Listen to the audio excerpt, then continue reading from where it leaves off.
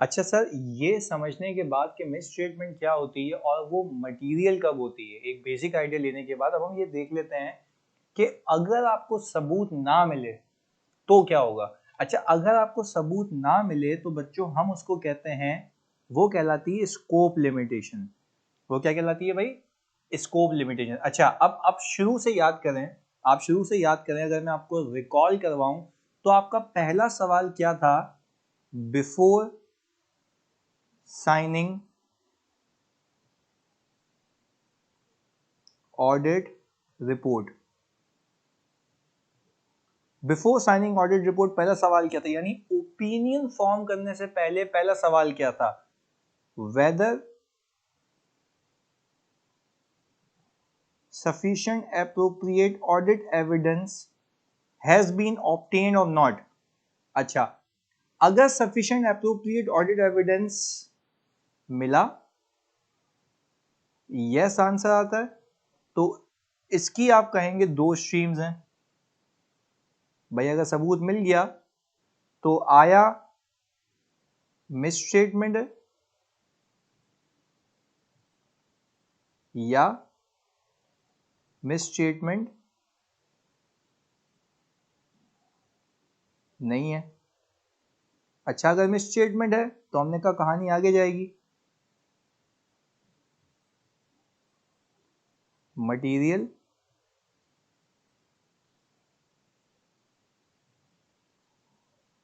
Immaterial, ऐसा ही है।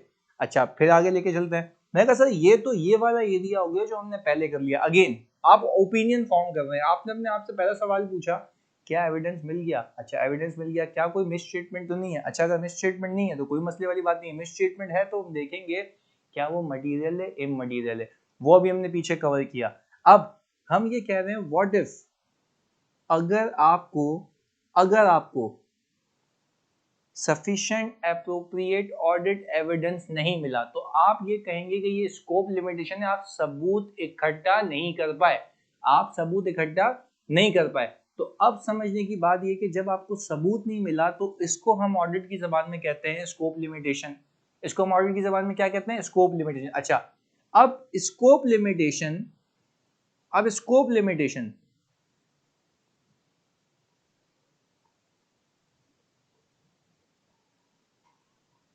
सही जी, आती है कुछ मल्टीपल वजहों की वजह से। पहली वजह कि सर आपके पास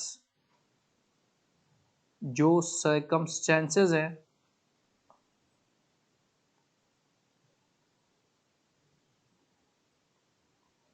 जो आपके सर्कमस्टेंसेस हैं वो आप कहेंगे beyond the control of management,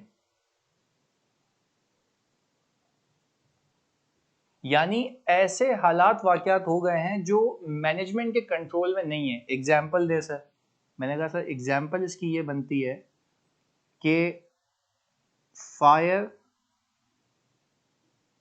in accounting records.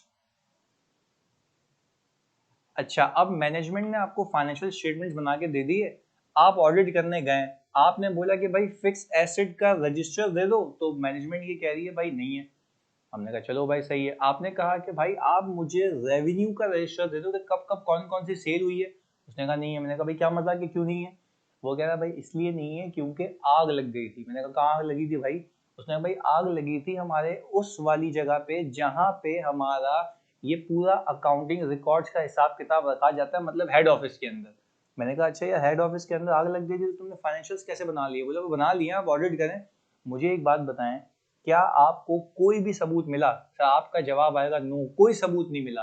तो बच्चों अगर आपको कोई सबूत नहीं मिला तो आप ये नहीं कहेंगे ना कि आपने सफिशिएंट एप्रोप्रिएट ऑडिट एविडेंस ले लिया, आप ये कहेंगे कि आपको सफिशिएंट एप्रोप्रिएट ऑडिट एविडेंस नहीं मिला। तो अब मेरा आपसे सवाल ये है कि जब आप ओपिनियन फॉर्म करने लगे थे तो आपने अपने आप से पहला सवाल पूछा क्या एविडेंस मिल गया? अच्छा, फिर एविडेंस मिलने पे भी मिस स्टेटमेंट भी मिल सकती है, हो सकता है सब सही हो। ऐसा भी तो हो सकता है कि कुछ पता ही ना लग रहा हो। तो कुछ पता ही ना लग रहा हो को हम कहते हैं स्कोप लिमिटेशन। और पहली नेचर ऑफ स्कोप लिमिटेशन मैंने आपको बताई ऐसे हालात वाकयात जो मैनेजमेंट के खुद भी कंट्रोल में नहीं है, ऐसे हालात वाकयात जो मैनेजमेंट के खुद भी कंट्रोल में नहीं है, यानी बियॉन्ड द एंटिटीज कंट्रोल। तो उसकी पहली एग्जांपल दी थी, मैंने कहा कि भाई फायर इन अकाउंटिंग रिकॉर्ड्स, आप उसको वेरीफाई नहीं कर पाए। दूसरा, अकाउंट्स सीज्ड बाय रेगुलेटर। अच्छा भाई, टैक्सेशन अथॉरिटीज आई, उन्होंने अपना टैक्स का ऑडिट करना था कि भाई आपने टैक्स सही पे किया या नहीं किया। आपने मतलब क्लाइंट ने, अच्छा आप ऑडिट करने गए, आपने बोला भाई मुझे रेवेन्यू वेरीफाई करना, मुझे पीपी वेरीफाई करना, मुझे रिसीवेबल्स वेरीफाई करना। वो बोला भाई कुछ भी नहीं है। भाई क्यों नहीं है? कौन लेके चला गया? भाई लेके चले गए आपके टैक्स अथॉरिटीज वाले। कौन पंगा ले उनसे? तो समझने की बात ये है कि अब मुझे सबूत ही नहीं मिल रहा तो मैं ओपिनियन कैसे दूं? तो क्या मैं कह सकता हूं कि इस केस के अंदर भी आपको सबूत नहीं मिला। मैं अगेन रिपीट कर रहा हूं, आपको सबूत नहीं मिला, तो this will constitute a scope limitation. पर अगेन ये जो दो एग्जांपल्स दिए हैं मैंने, उसके दिए हैं कि जो कि circumstances beyond the control of entity है, circumstances beyond the control of the entity, entity के इख्तियार में नहीं है। अच्छा भाई दूसरा देख लेते हैं इसका केस। हमने कहा दूसरी स्कोप लिमिटेशन क्या होती है, जरा उसके बारे में बात बता दें सर। दूसरी स्कोप लिमिटेशन में हम ये कह रहे हैं कि भाई nature, timing and extent of nature and timing of audit procedures की वजह से। अच्छा भाई जरा बहुत फोकस होकर सुनिए, अभी हम सीख रहे हैं स्कोप लिमिटेशन कब कब आती है, उसकी एग्जांपल्स हैं, सुनिएगा। आपको ये बात पता है कि 31 दिसंबर, यहां पे बना लेते हैं परफॉर्मा, 31 दिसंबर 2022 आपका ईयर एंड है, सही जी। यहां पे आपका होता है स्टॉक काउंट। यहां पे आपको क्या होता है बच्चों? Stock count. अच्छा, स्टॉक काउंट से आपकी क्या वेरीफाई हो जाती है सर? क्लोजिंग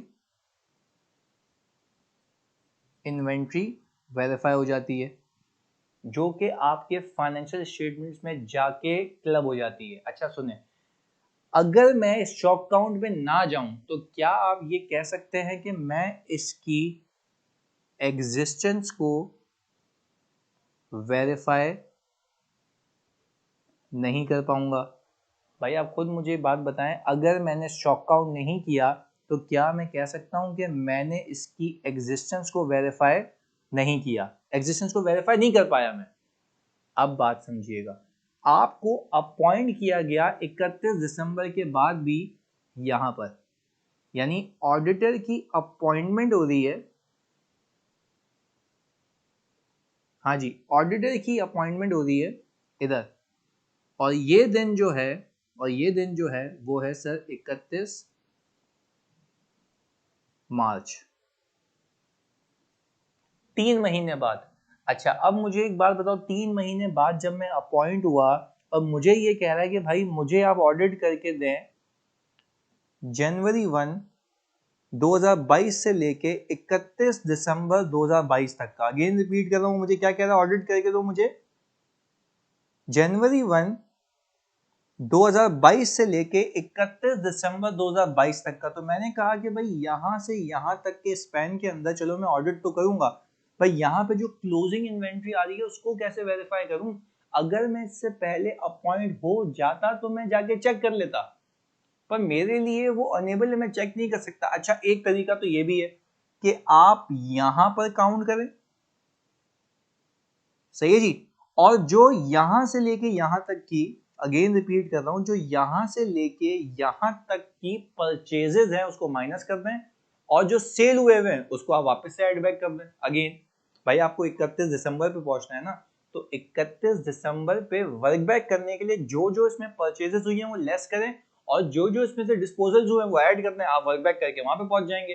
पर अब समझने की बात यह है कि ऐसा इदारा जिसमें इतनी ह्यूज मूवमेंट हो कि 100% वेरीफाई करना आपके लिए, वर्क बैक करना पॉसिबल नहीं है। तो क्या आप कभी ये कह सकते हैं कि क्लोजिंग इन्वेंट्री पे आपकी रिलायंस आ गई?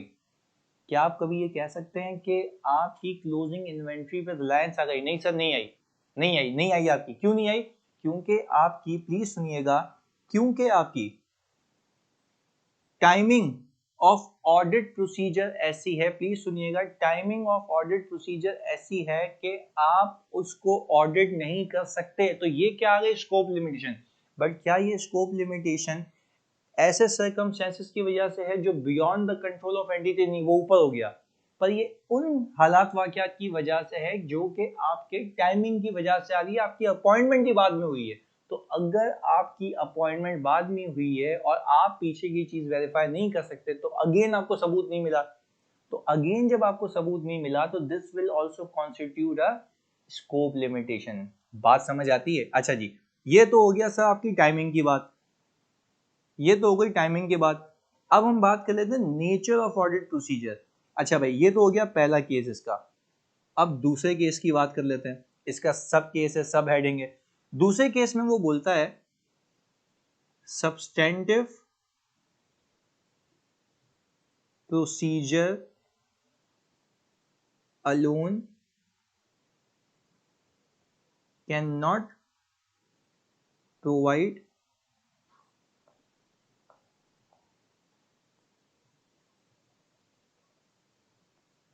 Sufficient appropriate audit evidence. बहुत सुकून से समझिएगा, ये बड़ी अहम हिस्सा है। अच्छा, अब हम सीख क्या रहे हैं, पहले we have to be very clear. हम सीख रहे हैं nature and timing of audit procedure की वजह से भी, nature and timing of audit procedure की वजह से भी स्कोप लिमिटेशन आ सकती है। पहली एग्जांपल दी थी टाइमिंग की, कि आप अपॉइंट हुए ईयर एंड के बाद वर्क बैक करना पॉसिबल नहीं है, तो ये आपकी क्या होगी, स्कोप लिमिटेशन। आपको सबूत नहीं मिल रहा, तो क्या आप ये कहेंगे सब सही है, या आप ये कहेंगे आपको पता ही नहीं है? भाई हम ये कहेंगे हमें पता ही नहीं है। अल्फाज क्या होंगे वो देखते हैं आगे जाके, पर अभी हम कॉन्सेप्ट मेकिंग कर रहे हैं, अभी हम कॉन्सेप्ट मेकिंग कर रहे हैं, आगे सुनिएगा। इसी केस का एक सब पार्ट है जिसमें लिखा हुआ है substantive procedure alone can not provide sufficient appropriate audit evidence. Again repeat कर रहा हूं सर, इसमें लिखा हुआ है सफिशिएंट एप्रोप्रिएट ऑडिट एविडेंस नहीं मिलेगा अगर आप सब्सटेंटिव प्रोसीजर करेंगे। जरा इसका मतलब समझते हैं।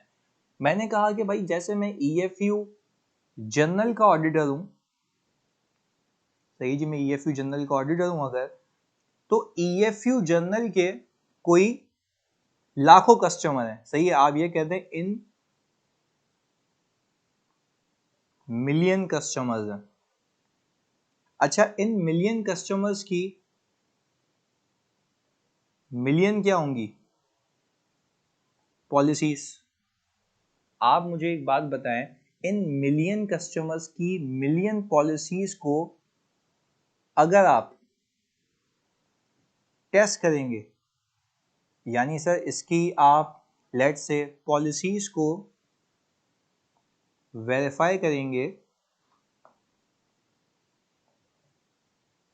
पॉलिसीज को अगर आप वेरीफाई करेंगे तो आप कहेंगे इसकी पॉलिसीज वेरीफाई 100% नहीं हो सकती, क्योंकि आप 100 मिलियन इनवॉइसेस को नहीं चेक कर सकते। यानी आप बात समझिएगा, मैंने कहा मैं ईएफयू जनरल का ऑडिट करने गया, मैंने देखा कि ईएफयू जनरल के रेवेन्यू के अंदर प्रीमियम रेवेन्यू आ रहा है। मैंने कहा भाई कितने कस्टमर से आ रहा है, उसने बोला मिलियन ऑफ कस्टमर से आ रहा है। अच्छा, मैंने कहा क्या मैं हर एक कस्टमर की पॉलिसी को पढ़ सकता हूँ कि इस कस्टमर का इतना प्रीमियम था और बैंक से जाके चेक कर लो? सर प्रैक्टिकली इम्पॉसिबल है, प्रैक्टिकली इम्पॉसिबल है। तो नेचर ऑफ एंटिटी ऐसा है कि आप उसमें प्लीज सुनिएगा, आप उसमें जो है 100% टेस्टिंग नहीं कर सकते। तो इस तरीके की एंटिटी के अंदर जब आप कह रहे हैं नेचर ऑफ एंटिटी ऐसा है, बात समझिएगा, नेचर ऑफ एंटिटी ऐसा है जिसके अंदर आपको यहाँ पे लिख के भी दे रहा है कि सब्सटेंटिव प्रोसीजर अलोन, यहाँ पे मैं इसको हाईलाइट भी कर देता हूँ, substantive procedure alone can not provide sufficient appropriate audit. इस केस के अंदर वो आपको कहता है आपको कंट्रोल रिलायंस स्ट्रेटजी लेनी होगी। यानी सर इसका क्या मतलब है भाई, कंट्रोल रिलायंस स्ट्रेटजी का मतलब यह है कि आप इस इदारे का ऑडिट ही नहीं कर सकते अगर इसके कंट्रोल्स फेल हैं। क्यों? क्योंकि आप मुझे एक बात बताएं, मिलियन और बिलियन ऑफ रुपीस का रेवेन्यू होगा मिलियन कस्टमर से, यानी मिलियन कस्टमर्स हैं तो बिलियंस में रेवेन्यू होता है इनका। तो जो बिलियंस में इनका रेवेन्यू होगा, क्या आप उस बिलियन के रेवेन्यू को खुद चेक कर सकते हो? नहीं। तो टेक्निकली आपने एंटिटी के कंट्रोल पे रिलायंस प्लेस करनी होती है, जस्ट लाइक अ बैंक। अब बात सुने, बैंक मिलियन ऑफ कस्टमर्स को लोन देता है और मिलियन ऑफ कस्टमर्स के ऊपर इंटरेस्ट चार्ज करता है, क्या आप उस मिलियन ऑफ कस्टमर्स का इंटरेस्ट कैलकुलेट कर सकते हैं? नहीं, प्रैक्टिकली इम्पॉसिबल है, चेक नहीं कर सकते। तो आपने क्या करना होता है कि उसके जो आईटी सिस्टम लगे हुए होते हैं उसके ऊपर आईटी ऑडिट करके सिस्टम पे रिलायंस लेनी होती है, कंट्रोल पे रिलायंस लेनी होती है। आप पहले समझते हैं कंट्रोल्स क्या है और फिर उस कंट्रोल्स को टेस्ट करते हैं। अच्छा, कंट्रोल को टेस्ट करके आपको एक तसल्ली हो जाती है कि इस इदारे का ये फाइनेंशियल इंफॉर्मेशन सिस्टम ऑटोमेटिकली खुद ब खुद अच्छा काम कर रहा है, तो मेरी रिलायंस आ गई। तो यानी अब मैं आपको जो बात समझाने लगा हूं वो यहाँ से कनेक्ट करूंगा। इसका मतलब ये है सब्सटेंटिव प्रोसीजर अलोन, यानी अगर आप सिर्फ वाउचिंग कर लेते, आप इनवॉइसेस चेक कर लेते तो वो काफी नहीं है, वो आपको सफिशिएंट एप्रोप्रिएट ऑडिट एविडेंस नहीं देगा जब तक आप कंट्रोल पे रिलायंस ले लें। और अगर आपने देखा कि किसी बैंक के ऑडिट के अंदर इंटरेस्ट की कैलकुलेशन सिस्टम गलत कर रहा है, तो आप मुझे एक बात बताएं, आप 100% चेक कर ही नहीं सकते तो क्या ये एक स्कोप लिमिटेशन होगी? क्योंकि आप सही नहीं करवा पाओगे ना, कहाँ गलती है, पकड़ ही नहीं पाओगे। तो समझने की बात यह है कि जब ऐसा सीन हो जहां पर कंट्रोल पे रिलायंस लेना इज वेरी नेसेसरी, तो उस केस के अंदर आप ये कहेंगे कि मुझे कंट्रोल रिलायंस स्ट्रेटेजी पे जाना होगा। और दूसरी चीज ये है कि जब कंट्रोल लाइन स्ट्रेटेजी पे जाऊंगा तो मैं ये कहूंगा मैं सिर्फ सब्सटेंटिव प्रोसीजर नहीं कर रहा, यानी मैं जो इनवॉइसेस वगैरह उसको चेक नहीं कर रहा, मैंने कंट्रोल पर लाइंस प्लेस किए, तभी मुझे क्या मिल रहा है? Sufficient appropriate audit evidence. I hope this is clear. तो सर बात समझने की ये है कि मैंने भी स्कोप लिमिटेशन में दो केसेस करा दिए। पहला, ऐसे सर्कमस्टेंसेस जो beyond the control of entity, यानी उसके हालात वाकई उसके हाथ में नहीं हो, जैसे मैंने एग्जांपल दी। दूसरी चीज क्या है? Nature and timing of audit procedures. अच्छा भाई, टाइमिंग मैंने आपको बता दी, इन्वेंट्री वाली एग्जांपल। नेचर प्रोसीजर क्या है कि आप अगर सब्सटेंटिव प्रोसीजर कर रहे हैं तो वो काफी नहीं है, आपको कंट्रोल रिलायंस लेनी पड़ेगी। अगर कंट्रोल्स बेकार हैं, फारिग हैं, तो आप उस कंपनी का ऑडिट सॉलिड से नहीं कर सकते, क्योंकि आपको सबूत ही नहीं मिलेगा। क्योंकि आप कहेंगे मैं क्या क्या सही कराऊंगा, आपके लिए सही कराना प्रैक्टिकली इम्पॉसिबल है, क्योंकि you can not check everything. तो मिस स्टेटमेंट मिलेगी नहीं ना, एक दो जगह मिलेगी, बाकी कैसे डिटेक्ट करोगे? You can not conclude your audit. बात क्लियर है? तो तभी वो कहता है कि किसी ऐसे इदारे का ऑडिट करो जहां पे सब्सटेंटिव प्रोसीजर सिर्फ काफी ना हो। अब लेट्स से मैं किसी स्कूल का ऑडिट करता हूं, तो वहां पे मैं रेवेन्यू को आराम से टैली कर सकता हूं, वेरीफाई कर सकता हूं। कैसे? Number of students, her student की फीस फिक्स है, मल्टीप्लाई करके ढक करके आंसर आ गया, नहीं मैच हुआ, जो बच्चों को डिस्काउंट मिला उसको अप्रूवल लिया, कहानी खत्म।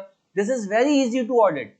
बट इफ आई से कि आपके पास मिलियन ऑफ कस्टमर्स हैं, तो हाउ यू कैन ऑडिट भाई? Practically impossible. तो वो कहता ही है कि ऐसे इदारे पे जहां पे आप सिर्फ सब्सटेंटिव प्रोसीजर परफॉर्म कर रहे हैं, यानी आप इनवॉइस टेस्टिंग करें, ये सारी चीजें करें, आपको सबूत नहीं मिलेगा, क्योंकि आपने कंट्रोल्स पर लाइंस प्लेस करनी होगी, क्योंकि आधे से ज्यादा काम तो इदारे के कंट्रोल्स ने करना है। बात क्लियर है? चलें जी, इसकी आखिरी एग्जांपल है, इसकी एक आखिरी एग्जांपल है। वो कहता है scope limitation imposed by management. तीसरा केस सर सबसे खतरनाक ही है, सबसे खतरनाक ही है। अच्छा, scope limitation impose by management के इसके तो लाखों एग्जांपल्स। आपने बोला फिक्स एसेट रजिस्टर दे दो, बोला निकल नहीं दे रहा। अच्छा, मैंने कहा क्यों भाई, आग लग गई थी? बोला नहीं, आग नहीं लगी थी। तो मैंने कहा भाई कोई और मसला है? बोला नहीं, कोई मसला नहीं है। बोला क्या मसला है? बोला दिल नहीं हो रहा, नहीं दे रहे, जाओ निकलो यहाँ से। मतलब इंटेंशनली इंटेंशनली तुम्हें क्लाइंट मना कर रहा है, वो तुम्हें तुम्हारी ऑब्जेक्टिव को अचीव होने से रोक रहा है, तो तुम्हें एविडेंस नहीं मिल रहा। दिस कॉन्स्टिट्यूट स्कोप लिमिटेशन, क्योंकि आपको सबूत ही नहीं मिल पा रहा। एक और चीज मैंने कहा, चलो भाई एक तो हो गया एग्जाम्पल के अंदर fix acid register FAR not provided. दूसरा जी, मल्टीपल एग्जांपल्स हो सकती हैं, FAR प्रोवाइड नहीं किया, सेल्स रजिस्टर नॉट प्रोवाइडेड। अब देखें फर्क है, सेल्स रजिस्टर जल गया हो वो अलग बात है, सेल्स रजिस्टर जानबूझ के नहीं दे रहा वो अलग बात है। तो हम कहते हैं this is the scope limitation imposed by the management. इसमें मल्टीपल एग्जांपल आ सकती है किसी। अच्छा, आपने कहा आपके 50 कस्टमर में 50 कस्टमर्स को कंफर्मेशन भेजूंगा और उनसे मैं अलग से पूछूंगा कि मुझे बताओ क्या आपको इतने पैसे इनको देने हैं या नहीं देने हैं। क्लाइंट कह रहा है नहीं भेजने दूंगा कंफर्मेशन, क्या कर लोगे? तो भाई ये है जबरदस्ती की स्कोप लिमिटेशन, जो कि कौन इम्पोज कर रही है? मैनेजमेंट। खैर, अब समझने की बात यह है कि हमने, अगर मैं कंक्लूड करूं, कंक्लूजन की तरफ जाते, तो कंक्लूजन बच्चों ये है ऑल टुगेदर कि आप जब किसी कंपनी का ऑडिट करने जाते हैं और जो ऑडिट करके आते हैं तो अपने आप से दो सवाल पूछते हैं, सबूत मिला या नहीं मिला? सबूत मिला तो क्या सब सही था या मसला था? अच्छा, मसला था तो क्या मटेरियल था या एम मटेरियल था? वो हमने सीख लिया। फिर मैंने कहा तो सबूत नहीं मिला तो किस वजह से नहीं मिला होगा भाई? वो वजह सीख ली। मैंने कहा भाई पहली वजह ये है कि हालात ही ऐसे थे जो मैनेजमेंट के कंट्रोल में नहीं थे, नेचर या टाइमिंग ऑफ ऑडिट प्रोसीजर ऐसे थे। तीसरा ये है कि भाई आपको मैनेजमेंट खुद कह रही जाओ नहीं दे रहे, तो this is scope limitation impose by the management. अच्छा खैर, अब वो कहता है अगर चाहे मिस स्टेटमेंट हो, यहां पे लिख लेते हैं, चाहे मिस स्टेटमेंट हो या स्कोप लिमिटेशन हो। सही है जी। अब तो दो सिचुएशंस हो गए ना, कि दो सिचुएशन आपके सामने आ जाएंगी, चाहे मिस स्टेटमेंट हो या स्कोप लिमिटेशन हो। You need to decide